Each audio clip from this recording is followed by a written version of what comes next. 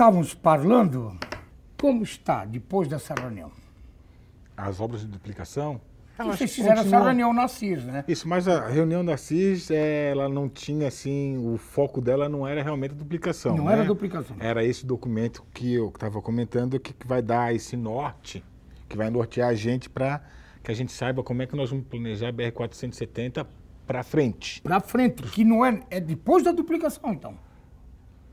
É independente. É independente? É independente. Uma coisa não tem nada a ver com a outra. Tá, e o que estamos estudando nisso aí que é para frente? Então, qual é o estudo? O que está se estudando? Está se estudando a capacidade de tráfego, quer dizer, quantos automóveis vão passar por dia daqui a 10 anos. Você faz uma projeção, você conta o número de automóveis hoje e você projeta.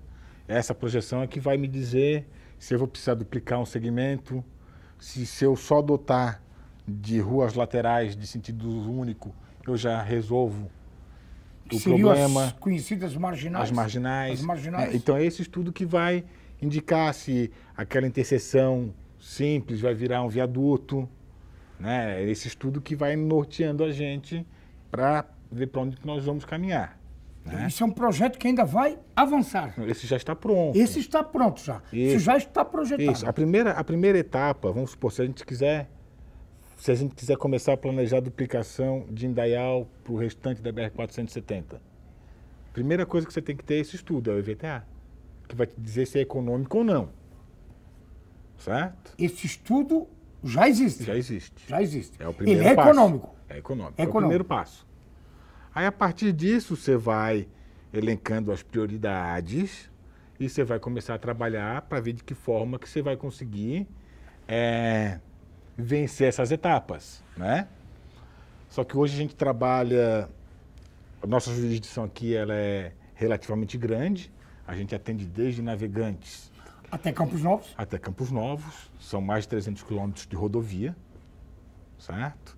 Então, hoje a gente tem a duplicação naquele primeiro segmento, que é de Navegantes até Indaial, até o quilômetro 67. É naquela região Blumenau Indaial. Certo? Que é o que está sendo trabalhado. Isso, que foi dividido em 4 lotes. Lotes. Então, quem passa hoje vai ver que o andamento dos serviços relativos ao primeiro e ao segundo lote estão indo de forma bem adequada.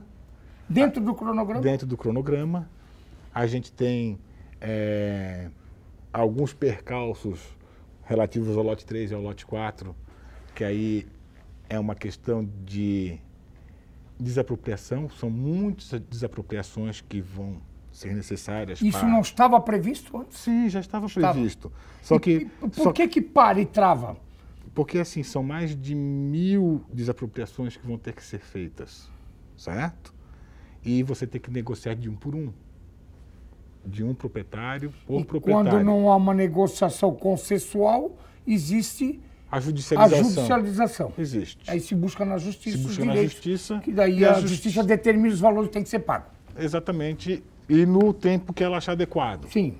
Né? E isso trava muito, né? Já travou mais. A metodologia que a gente tem utilizado hoje para enfrentar esse desafio das desapropriações é muito interessante, porque é uma tríade onde você tem um procurador federal, um juiz e alguém do órgão responsável do DENIT.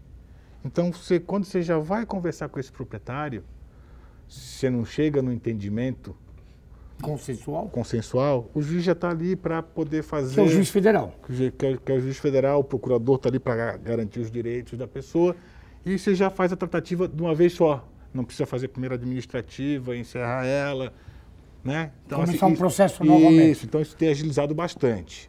A gente tem trabalhado em mutirões, então foram feitos 140 processos de desapropriação, aí você passa para um outro segmento que tem mais 80, 90, então são feitos esses mutirões e assim a gente vai avançando, né? E as obras só podem ser dadas andamento a hora que está liberada essa negociação, né? Você fechou a negociação, Tem né? pontos que justamente o meu gargalo hoje seria a desapropriação, então é preferível que eu não trabalhe lá até que se desaproprie. E trabalhe em outro lote? Em outro lote. Em outro lote, né?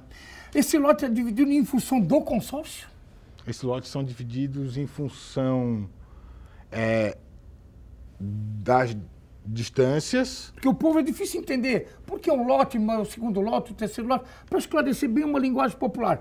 Para o nosso telespectador entender o que é esse lote e o consórcio, que é várias empresas que vão fazer a obra. Se consorciam para se habilitar para ter o direito de fazer a obra.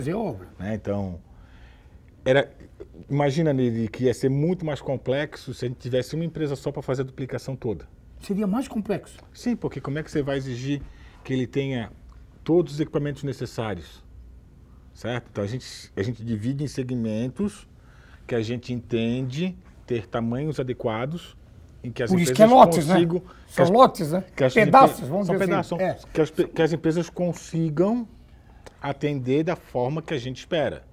E também a gente divide os segmentos na questão da solução de engenharia. Tal determinado segmento tem solução específica de tal maneira, o outro não tem aquela característica daquele primeiro, vai mudar, vai ser bem diferente daquele primeiro.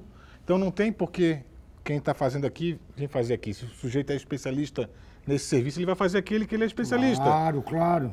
Outro, de uma outra forma, vem uma outra empresa que é especialista naquele. E assim você faz. Por isso que foi dividido em lotes. Que aí eu tenho mais frente de serviço, eu tenho mais empresas trabalhando, e você não tem esse problema de equipamento, de recursos, né? Sim, sem dúvida. Uma empresa só seria muito mais problemática, não tem dúvida. Estimado, mas vamos então voltar um pouquinho. Estamos lá em Navegantes, ela vem vindo. Sim. Esse trecho, Navegantes, Ilhota, Gaspar, Blumenau, Indaial, Brecô. Esse trecho que caminha alguma coisa está com o problema dessas desapropriações, que está havendo os acertos, que vai caminhar daqui a pouco novamente. Uma projeção, para a gente entender o nosso... Não, Neri, daqui 15 anos nós vamos ter ela pronta naquele trecho até Indaial, daqui 5 anos nós vamos ter ela pronta. Existe uma projeção, uma perspectiva muito positiva? Olha, a gente trabalha em cima do cronograma atual que a gente tem das obras. Você tem um cronograma para ser cumprido? Tem um cronograma atual. Desde que se iniciou os trabalhos, a gente entende aí que o tempo que foi estimado é em torno de 4 a 5 anos. Esse trecho até Indaial? Cada lote de serviço, a partir do momento que eu iniciei aquele lote, que aquela empresa entrou para fazer o serviço, ela vai ter mais ou menos de 4 a 5 anos. De 4 a 5 anos. Então, como são vários lotes, todas vão entregar em 4, 5 anos, sem nada de anormal acontecer. Nada de normal acontecer. Uma ou outra que atrasar, um outro lote que atrasar um pouco mais, com a questão de desapropriação, na frente você consegue acelerar o serviço recuperar o tempo. Recupera, né? Certo? Então, você vai fazendo dessa forma, mas a gente entende que o cronograma vai ser atendido. Buscamos isso, né? Estimado, voltando mais um pouquinho, aí vem o lado político da coisa. Atrapalha muito? Para mim não me atrapalha em nada. Até porque eu entendo da seguinte forma. Eu sou hoje afeto ao Poder Executivo, certo? O DANIT hoje é um órgão do Executivo Nacional. Ele não é ligado ao Poder Legislativo nem ao Poder Judiciário.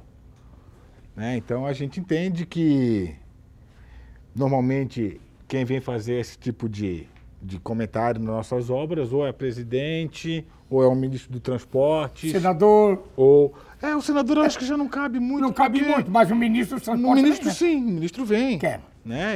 Que hoje é o PR que comanda o Ministério dos Transportes. Sim, né? Hoje o ministro é do Partido da República. É do Partido da República. É do Partido da República, né? Mas não atrapalha não.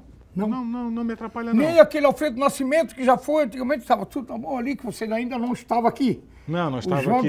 O João José dos Santos era o superintendente de Santa Catarina. Mas o Alfredo Nascimento, que tinha o comando de todo o Ministério dos Transportes, também tinha esses discursos da promessa. É aquele negócio, né? Às vezes a pessoa não tem a informação por completo. Por completo, porque não fala com os técnicos, é isso? Certo. Às vezes a pessoa não tem informação por completo.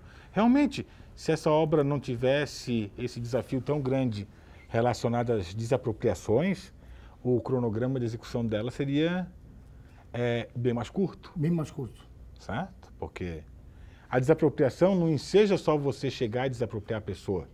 Você tem um trabalho anterior muito grande. O que é esse anterior muito grande? Trabalho anterior muito grande, você tem que mandar uma equipe de engenharia no local, naquela matrícula, daquela escritura, daquele terreno fazer lá. o levantamento topográfico, medir a casa do sujeito, caso ela esteja afetada na desapropriação ou não. Vai ter uma avaliação mercadológica. Tem avaliação mercadológica.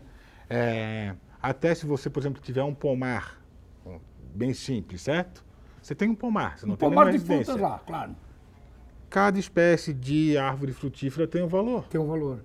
Um pé de laranja vale X Você reais. vai pegar um engenheiro agrônomo, o Osnei vai lá, vai fazer uma avaliação e vai fazer um laudom, vai fazer um relatório. Isso, de um por um. Então você imagina que são mais de 1000 casos desse.